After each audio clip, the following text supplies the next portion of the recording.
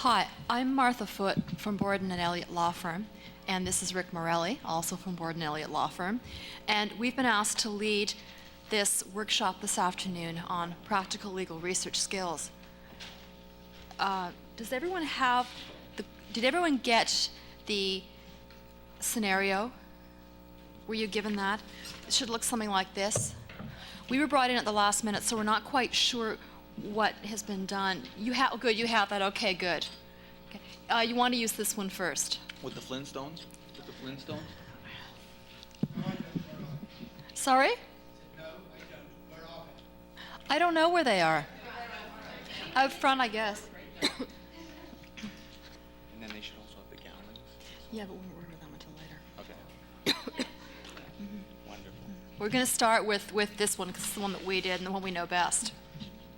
Okay, I think what we'll do is give you a few minutes to look over the scenario that we've given you, the first one, and then we'll go through it item by item and we can discuss the research techniques and sources that you would use. So if you want to take, say, 5 minutes to go over it. If everybody's ready, I think we can get going. Rick offered to read out these scenarios for you, so we're going to let him do that.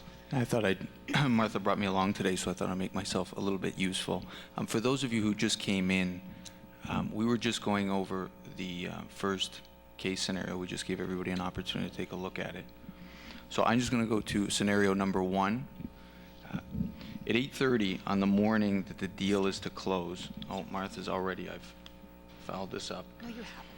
You are employed as a law clerk at Flintstone and Rubble, a downtown law firm. You have become the in-house expert in corporate and securities research and are often called on to do research on client matters as well as handle various aspects of corporate and securities transactions. At present, the practice group you work with is closing a large deal which so far has been uneventful. The papers are in order, everyone is cooperating, and you know that it's too good to last. At 8:30 on the morning that the deal is to close, you receive a voicemail message from Wilma Flintstone, the partner in charge of the deal. She has just learned that a recent and very important Securities Commission filing from a related company, Versatech Group Inc., was never obtained. This filing is critical to the deal. Unfortunately for you, Wilma doesn't specify the type of filing or the date. You need to obtain as quickly as possible a list of all filings for Versatech Group Inc. over the last 6 months. Now, when we got our instructions from Suzanne Barrett on Friday, we were told that at this point we have to let you answer the question and decide what sources it would be best to start with. So we're going to open it up and to the floor. And what would you do? Wilma calls, she's in a panic, and you need this list of filings. Okay, good. The answer was to go to CDAR. Does everyone here use CDAR? Is everyone familiar with CDAR? Okay. I brought along some overheads because I tend to find they're somewhat useful. And please, if you have comments on, are you going to turn it on? Thank you. If you have comments on CDAR, positive, negative, if you have questions, please say so because this is supposed to be interactive. Just 1 sec. CDAR is, if you can't hear me say so, I'm trying to learn to project my voice in front of audiences. This is all very experimental. CDAR is a web-based product. It's called the System for Electronic Document Analysis and Retrieval. And it's produced by the Canadian Securities Administrators. Is this working? Just focus that a little bit, Martha. Like this? I'm not good with mechanical devices. Can you, Yeah, here. sorry, folks.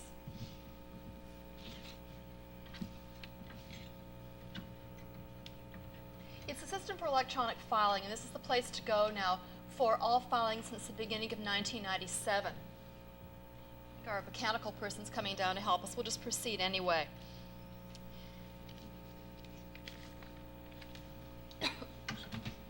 Sorry, folks. Is that as good as it's going to get? Okay. We apologize.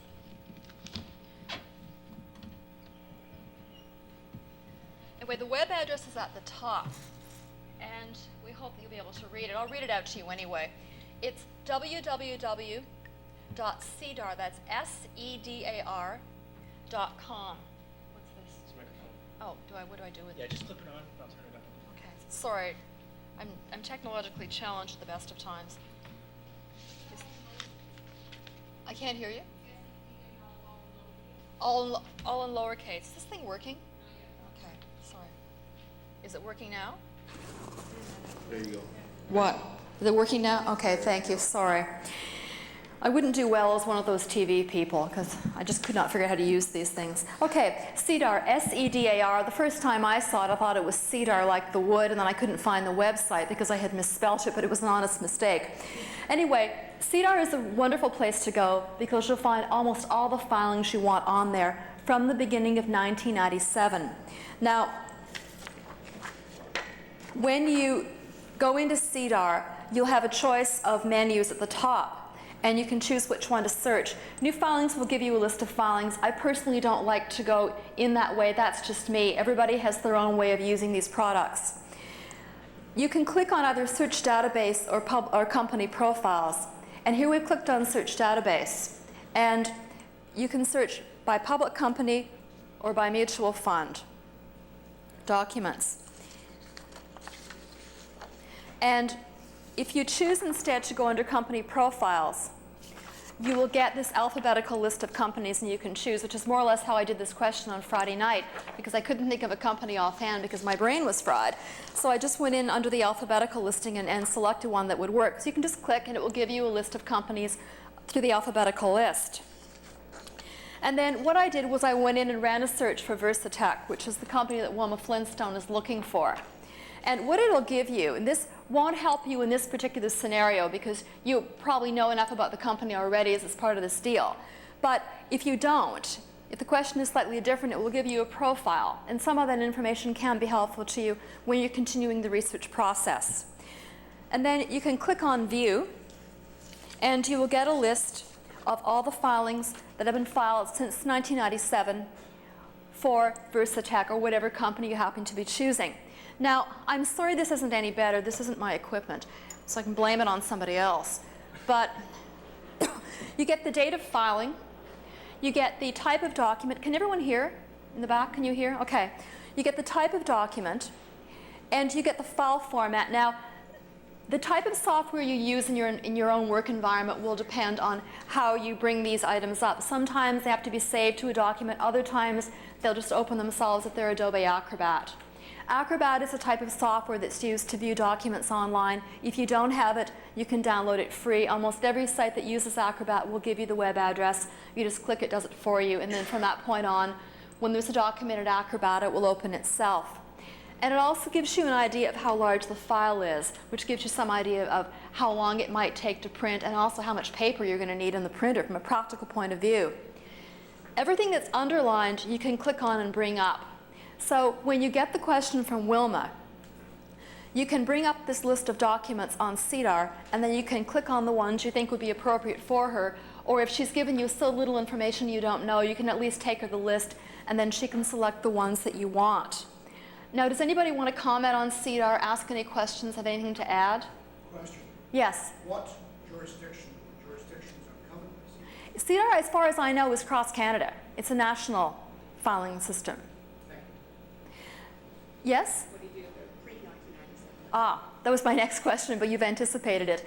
What the question was, if the document was filed before 1997, it's not going to be on CEDAR. Where do you go to get it?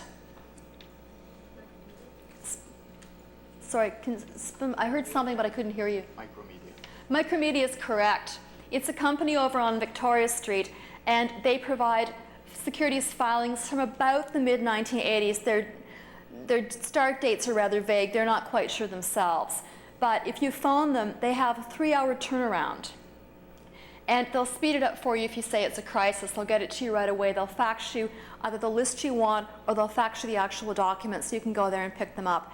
I think they're fair. I mean, the prices are fair. You pay a fair bit, but you need it right away. And they're very efficient, and they're used to dealing with crises.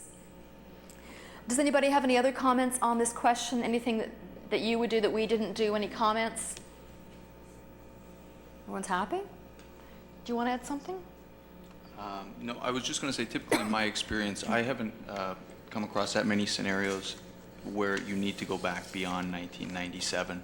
Now I guess we're in 1999, so typically the documents that I will use as a lawyer will usually span back maybe 6 months or so, potentially a year. So CDAR is actually very, I know as a lawyer we find it very useful. It provides a wealth of information and actually is critical to us now on a going forward basis.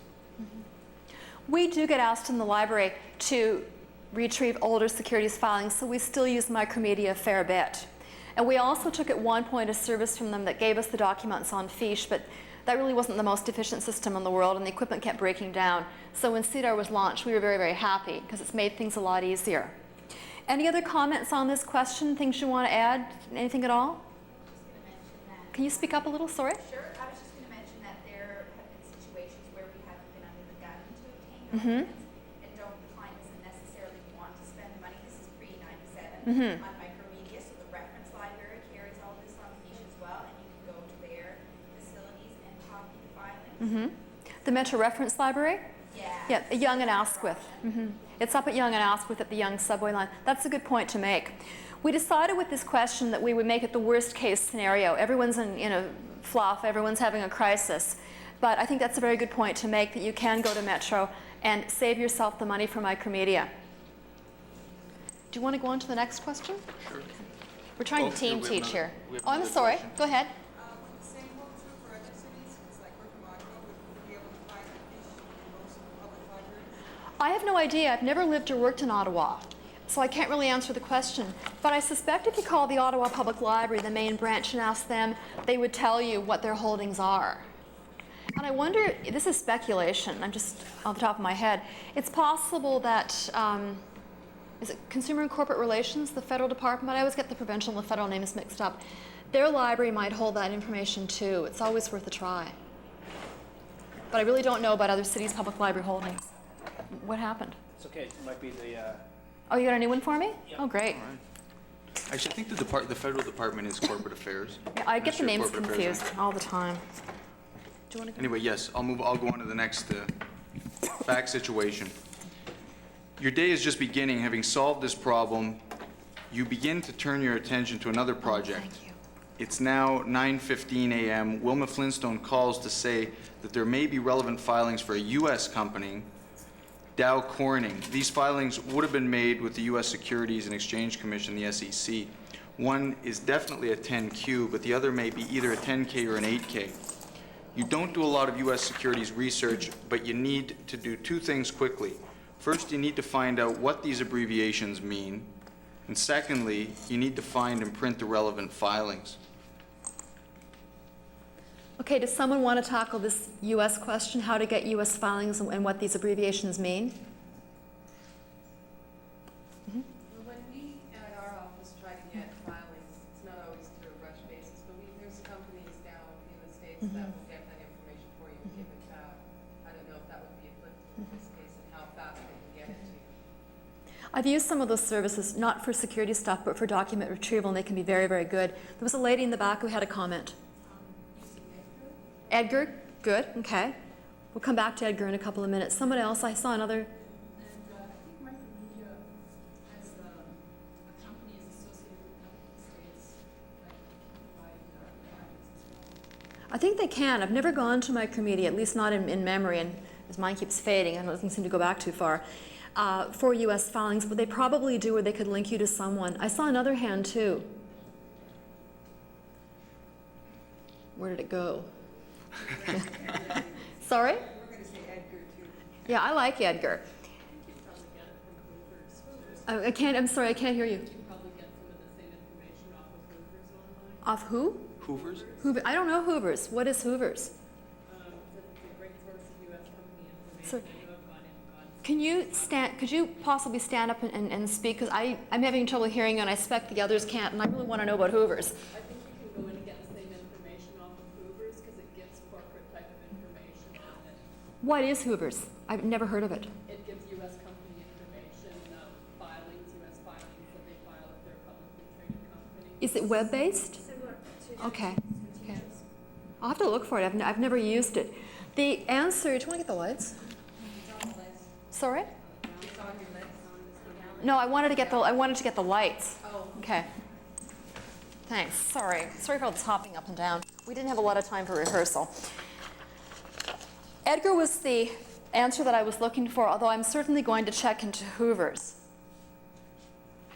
I'm sorry, people. I apologize for all this.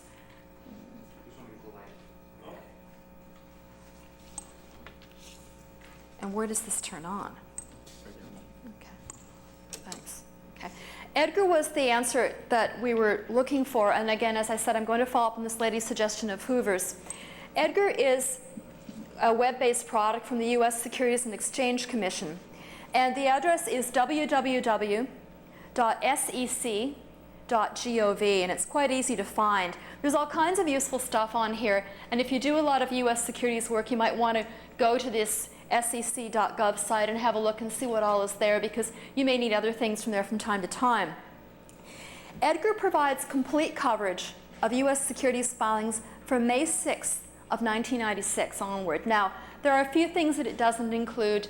There are certain documents, for example, that are exempt from filing, but these are very rare and sort of obscure things, and it will tell you that on the Edgar homepage. So the basic things that you will need, the usual things, will be there.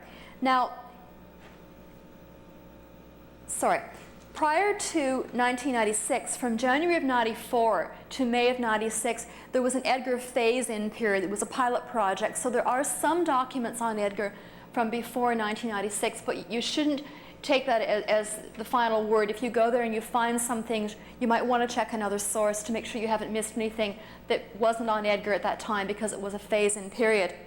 But all you need to do is click on Search Edgar Archives.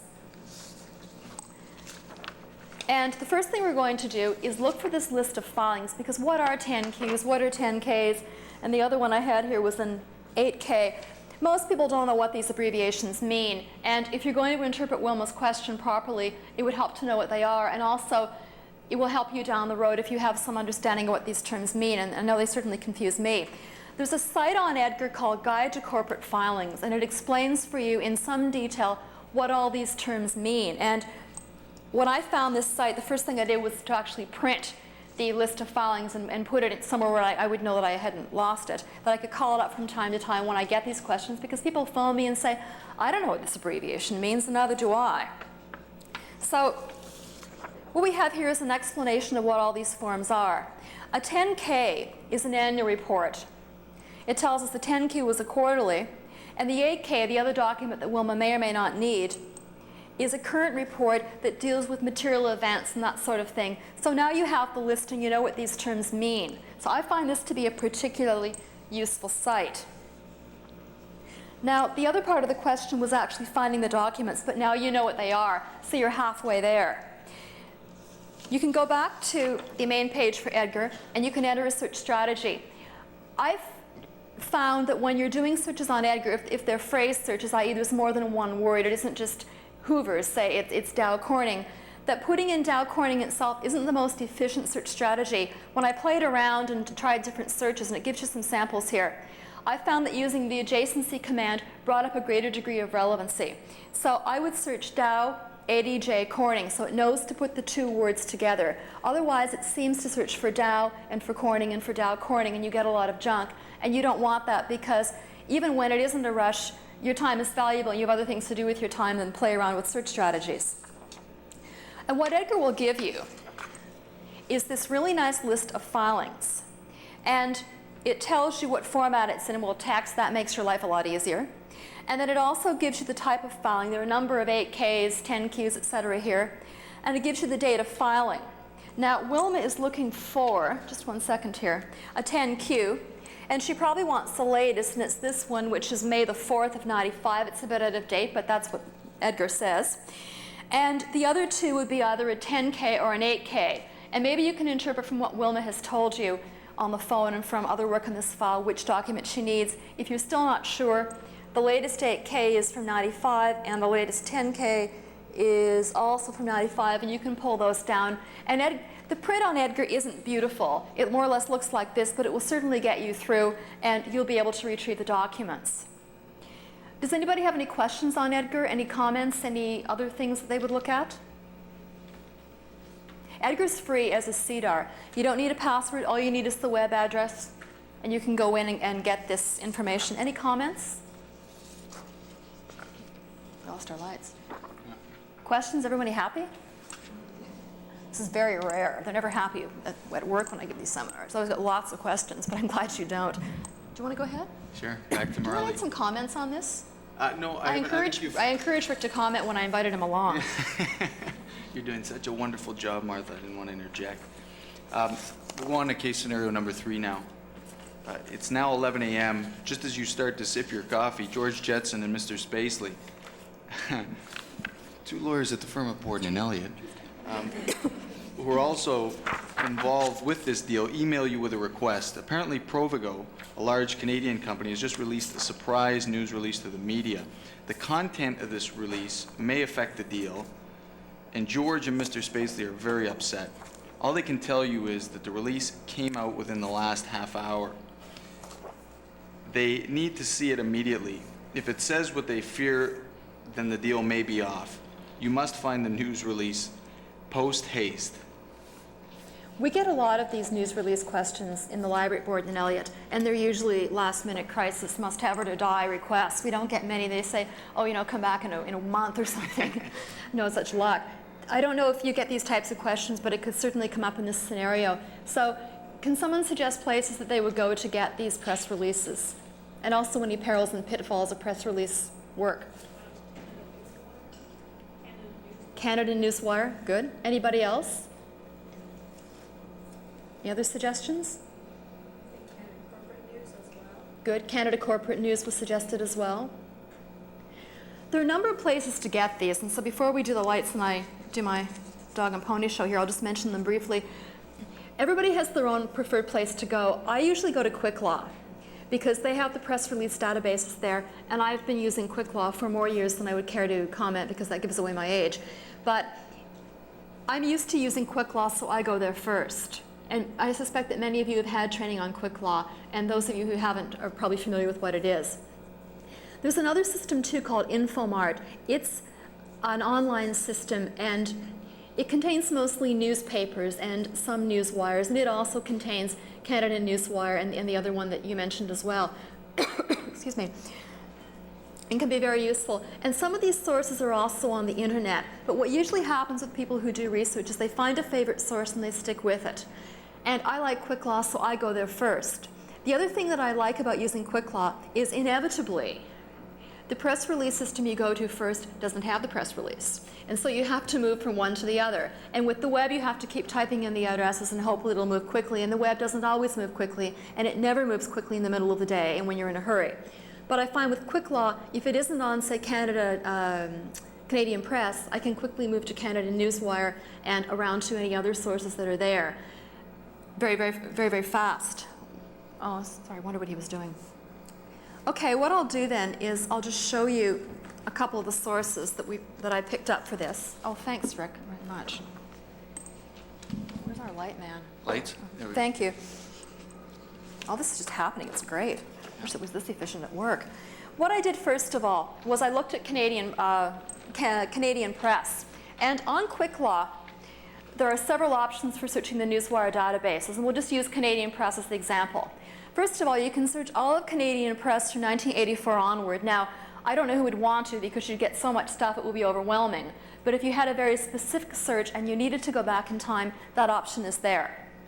The second thing you can do is search by year. So if you know that the press release came down sometime this year, you can search CP99, and it will bring up all the press releases for Canadian Press in 1999. But what we've done today is we're using CPQ, Canadian Press Quick, because those are today's stories, and according to George Jetson and Mr. Spacely, I was trying to make this one interesting. It was late on Friday when I wrote it, and I was trying to keep my energy level up. But according to them, the press release has just come down within seconds. According to Quick Law and the other vendors, these databases, whether they're on the web or on the online systems, are updated within seconds. I don't quite believe that. I think there's a little more delay. The normal thing with real time is a 15-minute delay. So if you don't find it right away, it's probably because it has been announced, but it's still being loaded into the database. So don't worry. If you go away for a few minutes and come back, it'll probably come up. But it wouldn't be anything more than a 15-minute delay. And what you do is you can search with Quick Law. You can either choose a list of stories, or you can actually do the search yourself. I don't like the list of stories because all you get is the headline. And if the name Provigo isn't in the headline, you'll miss the story. So I would prefer to choose number 2 and do a keyword search and simply type in Provigo. I find that more efficient. And what you'll get is the story itself. So there you have it. I did this on Friday, June 11th. It came down at 3:27 Eastern Standard Time, Provigo job cuts, and they're announcing the closing of these Maxi stores, and it gives you the full text of the story. And usually at the end there's a contact name, so that if you need to follow up with someone at that company, you know precisely whom to call, and you don't spend a lot of time playing phone tag. Now, another place to go, just one second here, another place to go is to go to Canada News Wire, which is on the internet. And the address is here. It's www.newswire.ca. And you have several choices when you get there. Under today's news releases, you can simply view them, and you get the headlines again. View them in English, view them in French, view them in both if you're bilingual. The choice is yours. You can also, if you prefer, do a search, and you can search by category or date, whatever the case may be. But again, as I said, our scenario was that it's a panic situation and nobody can wait. So by choosing to view today's news releases, you'll get a list of all the releases that have come down. This is the first page you'll get, and they give you the time. And to find the one for Provigo, we'll just scan, and there it is. Provigo Inc. today announced that the Maxi and Co. banners will be withdrawn from the Ontario market at the close of business on June 19th. Now, this is more of a headline than you would get on Quick Law. This is a little more useful. But you simply click on the story, and you know you can click on the story because it's underlined. When something on the web is underlined, you know that you can go in there. There's a link there that will take you right into the story, and you can either print it or download it, depending on your point of view. The advantage of downloading is that you can email it to Wilma. If Wilma doesn't like to read email, you can simply print it and walk it to her, or have it walked to her if you have someone to do it for you. Now, the other item, here's the full text of the story. It's a little shorter than the one on Canadian Press on Quick Law, but there's the story, and that should give her enough information that she knows. Sorry, it isn't Wilma, it's Mr. Spacely and George, I apologize. Give them enough information to know what is going on and how it's going to affect their deal. The web-based services are free, at least getting today's press releases, that part's free. Quick Law is not, but Quick Law I think is actually a bargain. It's $185 an hour, but to do this search would take you 2 or 3 minutes, so the cost and to your client would actually be quite minimal. And many of the law firms have signed flat fee arrangements with Quick Law, which means that you pay one rate per month. Rather than paying the full $185, you pay much less. And then what they do in the bill is they work out the math for you, which is great because I have to do the QL bills and I don't have any math skills. But our QL bills average out now to around $100 a month, which is great. The flat fee works quite well for us. This is good for people who are new to Quick Law, who are being trained. It's good for occasional searchers like yourself. Yes. And it's also good when you have to go on and get something very quick and the client really doesn't want to spend a lot of money on it. This may be the most efficient way, but you may like Quick Law, you may prefer to use the web. Again, you choose a system that suits you and that works for you. There's nothing wrong with using one over the other. I just wanted to point out that these other things exist. Do you want to add something? No, well, I'll add one small point. I mean, I guess as a lawyer, typically the most important consideration for me is speed.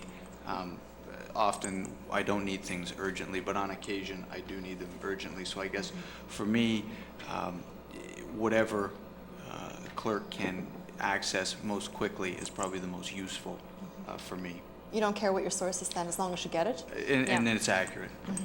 Yeah. Mm-hmm. Any comments, any questions, anything you want to add on the matter of getting press releases? Any of your own experiences in this area? Anybody? We march on. Sorry, did you have a comment? Okay. I guess we can march on, march away. On. So we're on to case number 4. It's now 12:30, and we're moving through the day here, and you have given up any hope of lunch. You found the Canadian and U.S. filings in the press release. The deal is proceeding. Suddenly, Jerry Seinfeld, another lawyer involved in this file, runs into your office in near hysterics. Another lawyer, George Costanza, was supposed to update various legislative provisions which are critical to the success of the deal. You know from experience that George's work is slapdash and unreliable. When Jerry looked at George's work a few minutes ago, he realized that it was unusable. George checked all the wrong legislation and didn't update it past 1996. Jerry needs you to do the legislative research immediately, and it must be current to today. But it's worse than you think. The research involves legislation from Ontario, Canada, and 2 other provinces as follows. And then we have the Ontario Securities Act, the Canadian Business Corporations Act, the Alberta Securities Act, and the Newfoundland Securities Act. Do you want to add anything? I will. Okay. What do? You've got Jerry Seinfeld in a panic because George Costanza has once again made a mess of things, and you've got to clean up George's mess and make Jerry happy. So what do? Do you guys get a lot of updating statutes questions? No, okay. I think a good start would be Securities Partner Plus, because it also has everything. I mean, I find CD-ROMs excellent. It has all the apps. So That's a good point. Securities Partner Plus was the answer. It's a CD-ROM put out by the Carswell Company. There's also one from its competitors, CCH Canadian, the name of which I can't quite remember. We have them both at Borden and Elliott. I think we use the Carswell one more because it's networked. We didn't network the CCH one for various reasons. But they're very good places to go because they will give you the text of the statute that's very current and up to date, and also Securities Partner Plus Carswell, they publish the handheld copies of acts, those consolidations that practitioners really like. So it's a good source to go to. Now, the downside is that it's not going to be right up to date, and this is a problem with CD-ROMs, and even with the internet too, that nothing is going to be absolutely current. And Jerry has told you that he must have the legislation as it stands today. So you need to check the CD-ROM to see how current it is. And normally they give you a date when you go into the CD-ROM. It will vary from product to product, but it will tell you when it was last updated, and you need to know that date so you know what to do from that point onward. Now, that's a very good answer, to go to the CD-ROM. Another option is if you have a CD-ROM for the particular jurisdiction. For example, both Canada Law Book and the Government of Ontario produce CD-ROM products of their legislation that are searchable. You can search by the name of the statute, you can search by keyword, you can do just about anything you want. And they're very useful, but again, there's the problem of currency. And CD-ROMs too are not official. Now, for this purpose, you probably don't need an official copy of the statute. If you do, the only official copy of the statute is the bound volume.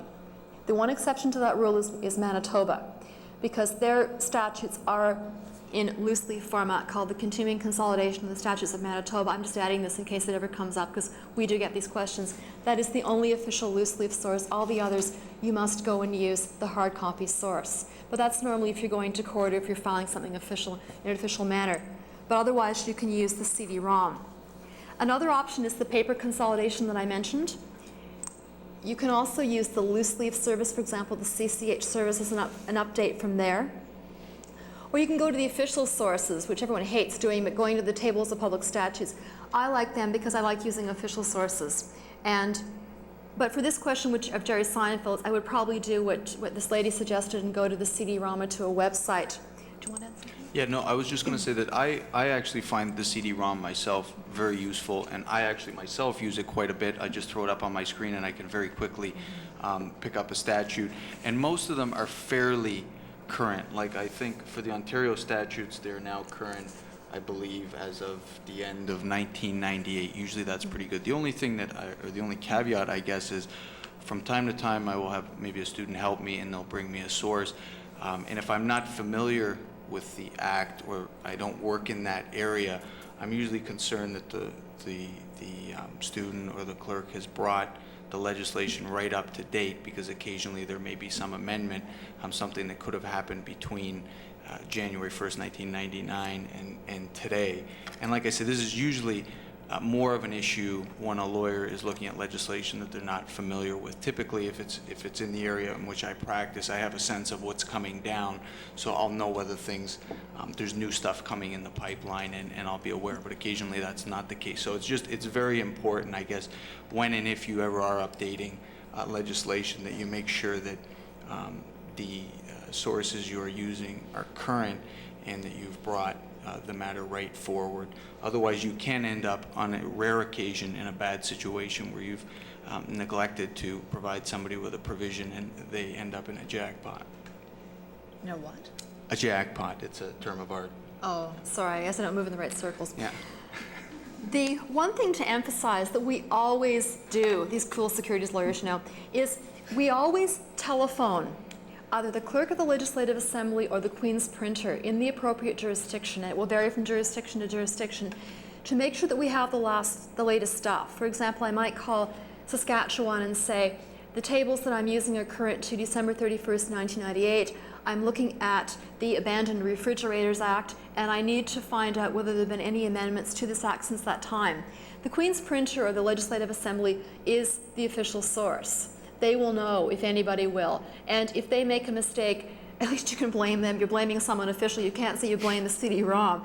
But I don't find they make mistakes, and so we always make the call. It takes 2 minutes, it costs $5, and it will save your client so much trouble, and it will make you look like an angel, and everyone will love you for it. Can you just repeat the place that you would call to? Okay, yeah, I'm going to just give you a source to go to. It will give you all the information.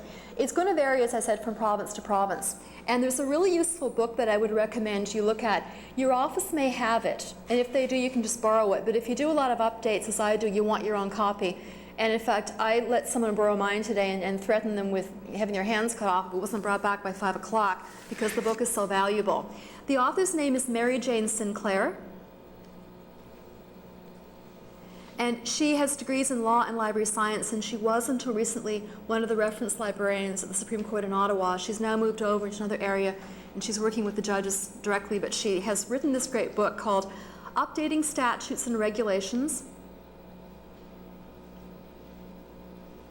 for All Canadian Jurisdictions.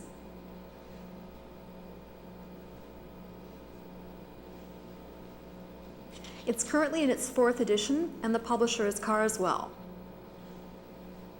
I keep it at my desk, and then I just annotate it as something new happens, or as a phone number changes, but she'll walk you through everything.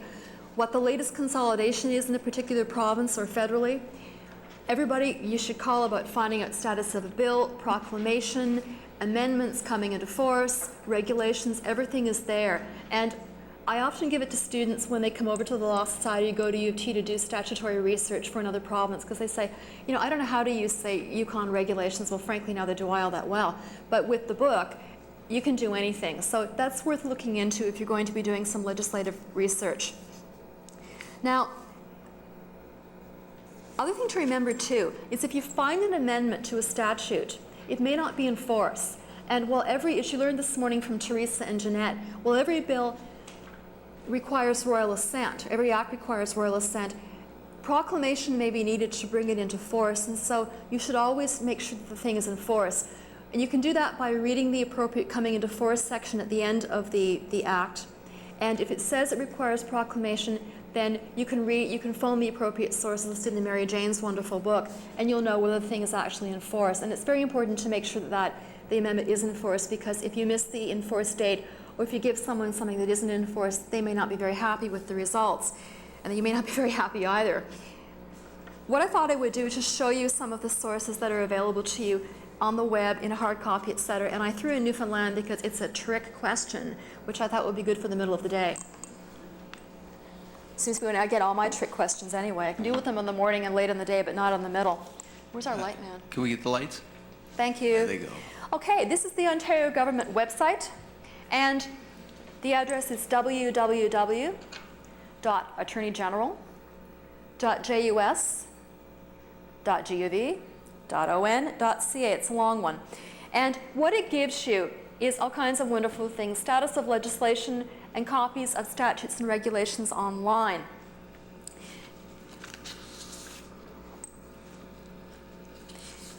It does have status of bills. It has Hansard, but it doesn't have the gazettes, and the gazettes contain proclamation information. So as you can see, it's not one-stop shopping on the internet yet as far as legislation goes. Before you pick that up, can you repeat the address? Sure. Let me put it back up here.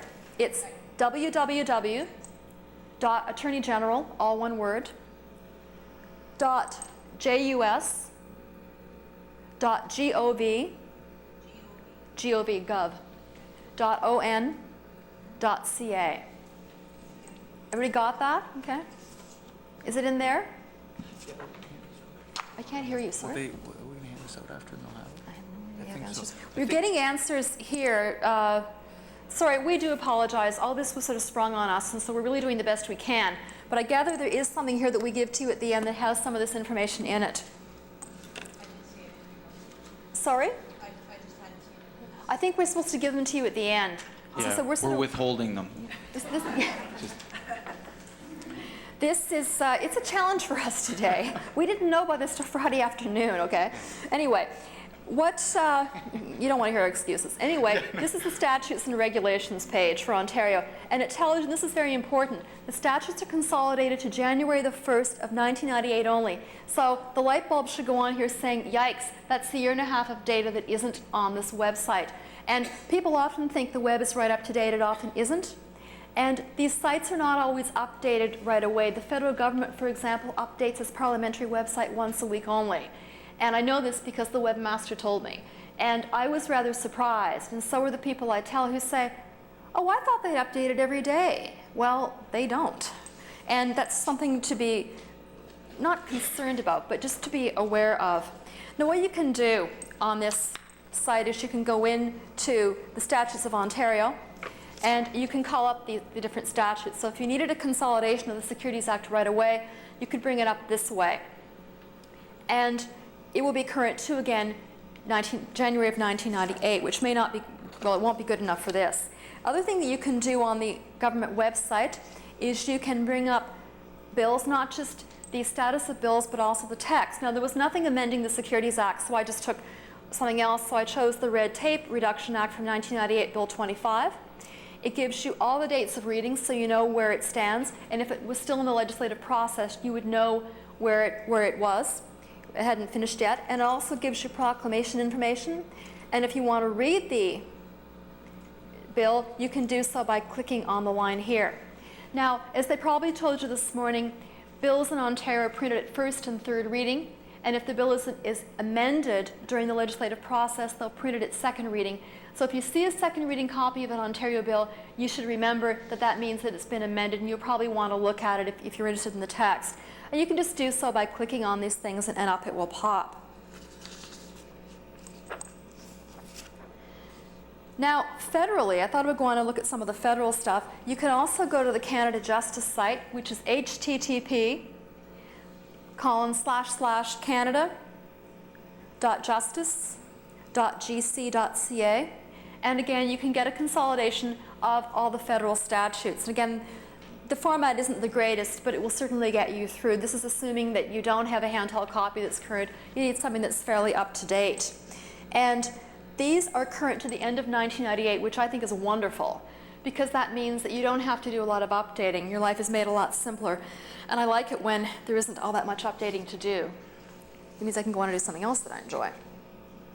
You can also go to other parts of the government website, the federal government website. This is the parliamentary website, www.parl.gc.ca.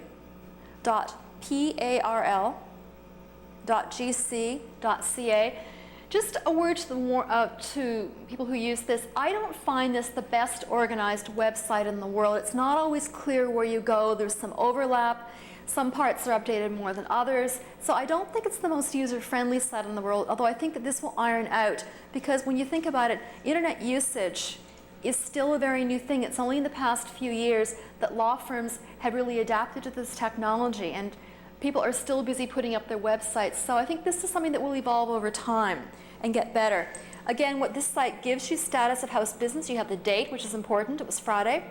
It gives you the bills. There's C2, who introduced it, what it's called, and all the legislative information about it. And if you click on C2, you can bring up the text of the bill. Now, something that the federal government does, it's a bit of a pain, is when they load bills and acts on there, they break them into sections. So instead of giving the print command and going away and doing something else and coming back, you can only print it section by section, so you have to sit there and watch the printout. When it finishes, move to the next part and print, print, print. It drives me nuts, but they don't care. And maybe eventually they'll recognize they're driving me nuts and they'll fix it up, but I don't think that's going to happen right away. Yeah, that's my reaction too. I suspect it has something to do with the software they're using and the size of the documents, but I suppose I shouldn't whine too much. I'm not going to comment on that. Because at least it's there and it's much easier. I mean, things will get better. I look forward to the Star Trek The Next Generation day when you can just say computer and it does it for you, but that's not here yet. Other thing that's on the federal government website is the Canada Gazette, which is one of my personal, very favorite publications. It's the official newspaper of the Government of Canada. And Part 3 will interest you because it contains the text of new acts as they're passed by the House of Commons and the Senate. They've gone through the House, the Senate, they have royal assent. They don't need to be enforced to appear in the Canada Gazette. As long as they're passed, they'll be there. And they replace the bill copies, and this is very useful. And Part 2 of the Gazette contains regulations, and those include proclamation notices, so that's another good place to go. I assume that this was covered this morning in your session, so I thought I would build on this. Good, okay. But the address there is http://canada.gc.ca/gazette. I once did a paper on the history of the Canada Gazette, and I got really into it because it started in 1841, and so I got to hole up in the Metro Reference Library Canadiana department and go through all these very ancient gazettes. And what's interesting about them, this is very much of an aside, is that it really gives you an idea of what life in Upper Canada and Lower Canada was like in those early days, because you had, for example, notices of all this land being sold or land being given away because it was a very new country. And so it really, if you like history, you'll love the early issues of the Gazette, and so I just thought it was a fantastic way to spend an afternoon. My friends had, yes, there's a gentleman back here laughing. Everybody can head out after we're done here. And What did you say? nothing. Yeah, there was a lot of laughter at Borden and Elliott over that one, but I think I had the last laugh. Anyway, this is from the CD-ROM. The federal government and Canada Law Book both produce CD-ROMs of federal legislation, and your firm may have these. If they don't, you can buy either, you can buy both, and I guess the way to assess them is to get samples in from the vendors and just test them and see what you think and decide which you want to buy, and also which is updated more often. This one is current to February of 1999. It's the Canada Law Book one, and it's very, very good. What I like about it is it lists all the amendments, and this makes my life easier because I can see when the last amendment was and update from there. So I don't have to waste a lot of time. And the print format is also much nicer than some of the formats you get on the internet. By the way, you should feel free to interject with comments and wave your hands and things, because we want to hear what you say too. Now, moving along to Alberta. Alberta's a nice province because they use the web a lot, and so I like that. Now, some of these statutes are on Quick Law, but Quick Law has not had a lot of success in getting the governments to put these statutes online.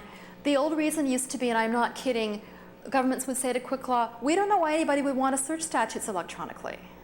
Okay? And finally, they've begun to get on the bandwagon, and some of them, like British Columbia, are giving their statutes to Quick Law. Others seem to be moving in the web and internet direction, assuming that they won't need to use Quick Law. But the Alberta government website, www.gov.ab.ca, I was asked to give you other jurisdictions, that's why they're here, lets you choose the act you want, click on it. It's very easy. And up will come the act. So if you want the Alberta Securities Act, up it will pop. And you can use that. Now, other thing I found when I was looking at the statutes of Alberta, I thought I would include this because it goes back to my hobby horse about checking proclamation dates, is there's something in here called the Securities Amendment Act from 1995. It's added to in May 95, but it says here unproclaimed. And when you're updating for Jerry Seinfeld, you want to be absolutely current. So what I would do is I would call the Alberta Queen's Printer, or whatever the number is in Mary Jane's book, and say, has this 1995 amendment been proclaimed? Because the internet site says it hasn't, but it could be a week or more old. And if it was proclaimed yesterday, you don't want to miss that amendment. This is why I say you should always make the phone call. Take the time and make the call. They're always really happy to help. I've never had any of them refuse to help me. And the other thing that Alberta does, and some of the other provinces, is they have a bill service online.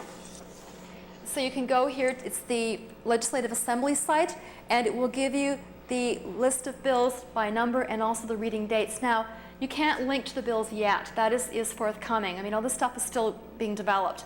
But at least it gets you this far, and you can always obtain the bill. Your library may have it.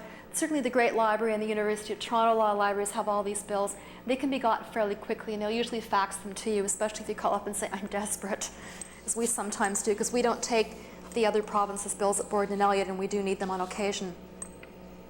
Now, I put in Newfoundland, first of all, because Suzanne Barrett said, you got to put in other jurisdictions. We don't just want Ontario and Canada.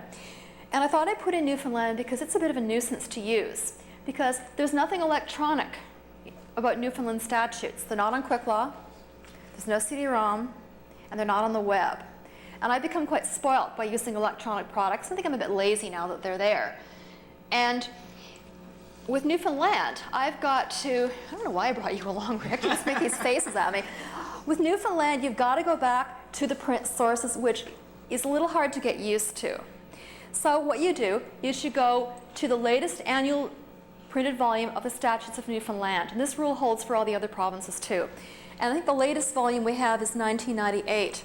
And at the back of the book, there'll be a table of public general statutes, and you want to check the date, and it's going to vary from province to province. These are current to January of 98, so that's the year and a half. So if you're like me, you're going to groan and moan about that one. But there's no choice. So what you do is you look at the chart, the table, and you look under securities, and it will give you the citation to the bill, to the act. And what I like is that Newfoundland lists the amendment section by section. So if Jerry says, all I want from Newfoundland be sections 25 to 29, excuse me, I apologize, I didn't mean to cough in your ears, of this act, you can look here and you can see that it hasn't been amended to the end of 98, and you just make the phone call, and life is much easier.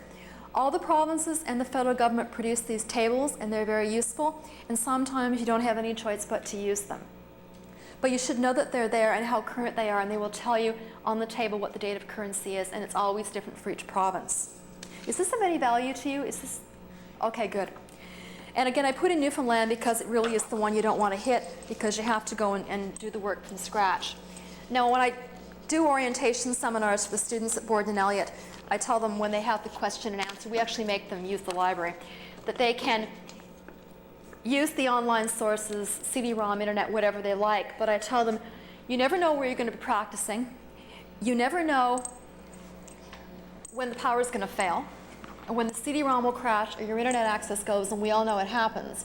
So I emphasize to them that they should, and really they're there as paid research slaves for that year, they should make the point of getting to know how to use the hard copy sources. Do you want to do the final question? Sure. I just have Morelli's practical 1 cent, and that is, I find it always very useful to just ask the lawyer that you're working with what they need, because occasionally, from time to time, I've found as a student that they really didn't need something updated all the way. So sometimes just, again, a very simple point is just to ask what they need and what they're looking for. Anything else you want to add? No, that's it. That's a good point. The 1 cent. Now, Jerry Seinfeld in the scenario is probably too hysterical to tell you what he wants, but most people are somewhat calmer. Other thing I tell students at Borden and Elliott and the lawyers who actually listen to me is that when someone says legislation, they mean statutes and regulations, and you should often clarify the question by saying, if Jerry Seinfeld says, I want all the legislation, you say, great, Jerry, you want the statutes and the regulations, and Jerry will probably say yes, but he may say, oh, no, actually, I don't think we need the regs today, just get me the statute. But normally the term legislation encompasses both, just so you know. Do you want to do the final? I'll just beat that to death and just say that I have learned in my experience that people, I guess initially I thought that people always knew exactly what they were looking for and what they were asking for, when quite frankly they don't from time to time. So it is, again, just a very practical point. Ask. If you think it's not entirely clear, there's a good chance that it may not be, and it may just save you some extra work. This is why I hate phone mail and I hate email, because you can't clarify the question with the person. They could be calling you from their cell phone, they could be calling you from their cottage, whatever, or they are emailing you and you can't reach them to interpret the question. And I've had questions, I'm sure you have too, on email and phone where when I've called the person and reached them, I've said, I don't know what you want. Well, it's on the email, and I say, reread the email, and they say, oh, you're right, it doesn't make any sense whatsoever. This is the one downside of email and voicemail. Do you want to do the final question, then we can have a break? I will. It's now mid-afternoon, just when you think it's safe to return to your office. You meet Jerry Seinfeld again.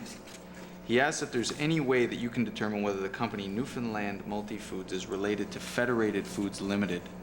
The catch is that he's on his way back to the boardroom and needs to know within the next 5 minutes. Okay. I tell him forget it. Well, I wouldn't. Okay. That's why I have That's why you work in the library. That's why you're in the library, I've Martha. somehow kept my job over the past 8 years. Okay, what do? Jerry's in a panic. Are these companies related? What do you do? What source do you go to? Any ideas? Well, I can't hear you. D&B, Dun & Bradstreet. Do you want to tell us a little more about Dun & Bradstreet? Well, I don't remember using my Okay. card, our credit card does that.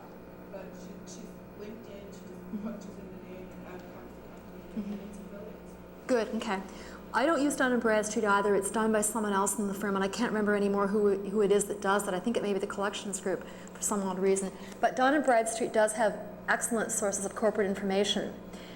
Let's say that you did that, but the person wasn't there, and no one knew where they'd gone, and no one else could do the search. Is there some other source you would go to, assuming that Dun & Bradstreet isn't available to you? Yeah. Right, Industry Canada. It's a good source. The one that I usually go to when I get these last-minute crisis questions, I call these corporate genealogies. I kind of like this sort of stuff. Is, do your thing, the lights? Oh, lights, please. Thank you. That's why I brought him along. He's my light man. Is Intercorporate Ownership. This is the book published by the federal government, and it gives you these really great corporate genealogies in paper. And it has saved my life on more than one occasion. The best thing to do is to look at the first page, because it tells you how to interpret all these weird little codes. For example, what the country of control is, what the SICC code is, the country of residence, because when you see it, it may not make all that much sense right at the beginning. Now, what I normally do with this book is I go to the index at the back, and which is very faint, I apologize, and I look up the name of the company, and it's Newfoundland Multifoods, and it gives me a page reference, which, trust me, reads 191B. So you simply turn, as you can appreciate, to page 191B, and they've divided into columns A and B, that's why you need the B, and you have to scan down.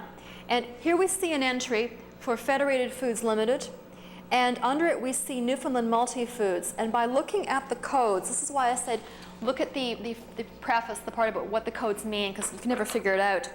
The country of control for Newfoundland Multifoods is Canada. That's the SIC code, the Standard Industrial Classification code. That probably won't affect you in what you're doing, but at least you know what it means. And the province in which the head office is located is, not surprisingly, Newfoundland. And then you see that it is that 8.3% of Newfoundland Multifoods is owned by Federated Foods Limited. And you can just copy this and give it to Jerry, and he will be, hopefully he'll be very calm and very happy with the answer. But this is my favorite quick and dirty publication. When I get these must-have it immediately, I'm going to stand and hover around you until you get me the answer types of questions, and that way you get rid of the person and they have the information that you need. Sorry. By this time of the day, after this kind of a day, I think I would be rather jaded. Has this been of any use to you? Okay. We apologize for being disorganized, but they called us Friday afternoon and asked us to do it, so we did it on the weekend. And we're usually much more polished than this, so we do apologize and appreciate you bearing with us. What time is this supposed to be? I was just going to say, we'll have an excuse list that we'll be publishing, and we'll circulate a little bit later on. There's something else I wanted to mention to you, no comments for the next few minutes, please. Okay. And that is, some of you look familiar. I have a point to add after that. I gave this presentation last year where I had a lot more time to prepare and was much more polished at an Osgood Hall seminar on this topic for lawyers, for securities law clerks. And some of the stuff that I gave today is in that paper, and I don't mean to go on about my own brilliant work because it isn't very brilliant, but I think maybe in the answer sheet. But the citation is to a paper I did, and it gives you point form, and it's sort of like a crisis list. It's called Leveraging Online Research.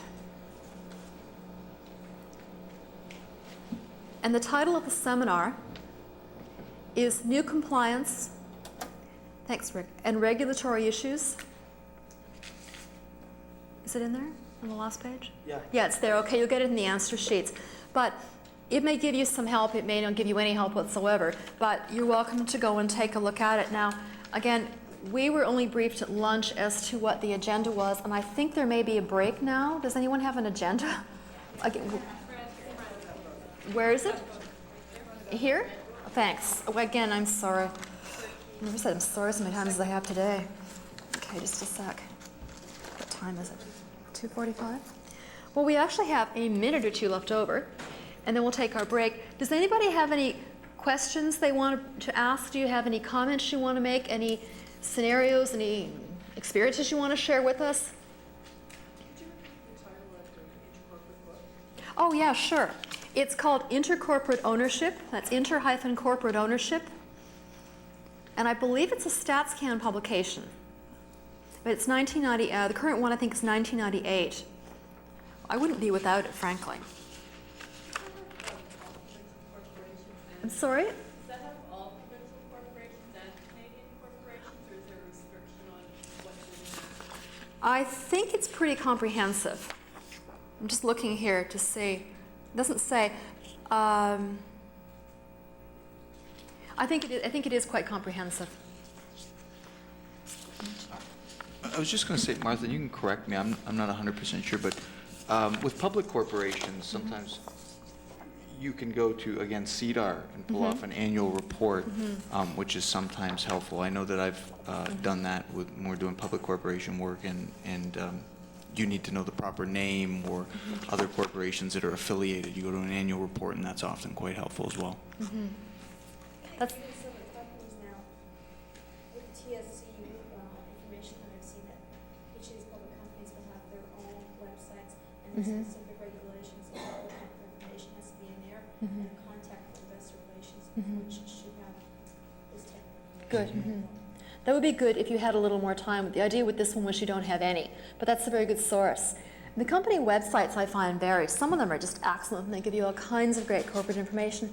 And others are really just free advertising for the company. They have pictures of their products, their motorcycles they sell. I'm not kidding. I did look up a motorcycle for someone one day, and that's all they did was show their products. And we gained nothing of any substance out of this website. But I guess each company does what they want, and some are more secretive than others. Yeah, and also just to reiterate, again, I think one of the things you have to be careful with in corporate websites is that they're not up to date occasionally from time to time. Some are better than others, I think. Should we hand out those answers? I think we're supposed to give you the answers now, which we'll do. We couldn't give them to you before, although we tried, and they said, no, that's why you're here. So if you want to come down, I think we have a break. Yeah, actually, why don't we'll just set them out Yeah, okay. right here, and you now, can. don't go yet. Hang on. Where do we have to come back? We have to know ourselves. You get about a half-hour break. So if you want to come back around 3:15, 3:20, we'll go on with the next scenario for you. We hope you will come back. Yeah. Thank you. Thank you.